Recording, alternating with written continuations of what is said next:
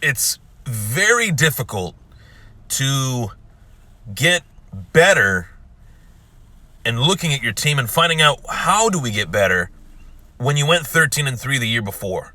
Unprecedented success in recent history for the Buffalo Bills. Last season, 13-3, AFC East division winners for the first time in 25 plus years.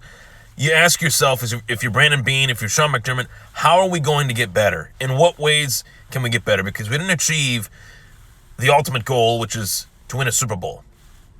Where did we come up short? Why did we come up short? How did we come up short? And how can we fix it to be better in 2021 than we were in 2020? And I trust the process as far as Brandon Beane and Sean McDermott and how they analyze this team.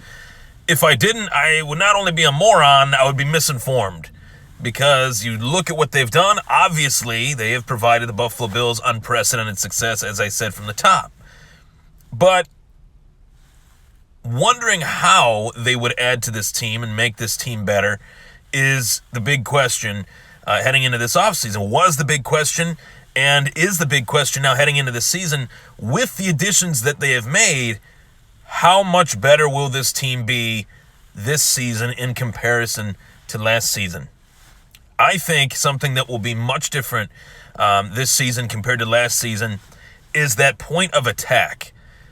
The offensive line, defensive line, those are the obvious additions to this team. But in particular, the defensive line. The defensive line. Gregory Rousseau, Boogie Basham, doubling up. You have NFL writers saying that they made the right choice going defensive end in the first, defensive end in the second. Then you have other NFL writers that are saying, they should have maybe went in a different direction.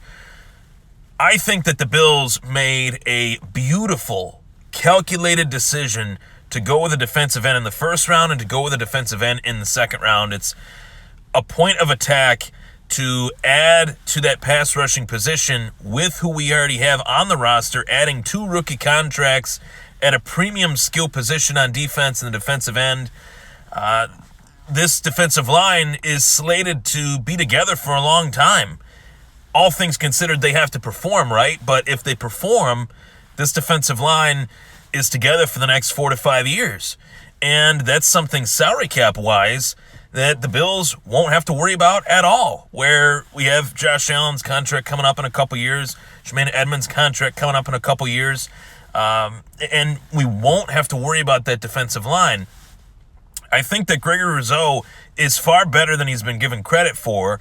A lot of people are saying that Gregory Rousseau is a raw prospect. He's not quite ready yet for the NFL. Week 1 slate, he might be that difference maker as the season wears on. However it happens, I know one thing is for sure. However it happens in terms of production for Gregory Rousseau, I know one thing is certain. Gregory Rousseau is a unique athlete at the defensive end position. That jumps out at you when you watch his tape. You see the unique length, the speed, and as well as the size. Based on the size of Gregory Rousseau, he should not be able to move that quickly. And he has an instinct and a nose for the ball. I like what I've seen from the tape that I've watched of Gregory Rousseau. The question mark then falls in line of not whether he can play, but due to the fact that he opted out last year, you don't have that recent game tape. It's last year's game tape. I'm here to tell you that I think he'll transition really, really well. We've seen a lot of tall, lanky defensive ends since the days of Javon Curse, and I take the league by storm. I think Gregory Rousseau can do that with the right tutelage, and he's picking the brain of the greatest defensive end of all time in Bruce Smith.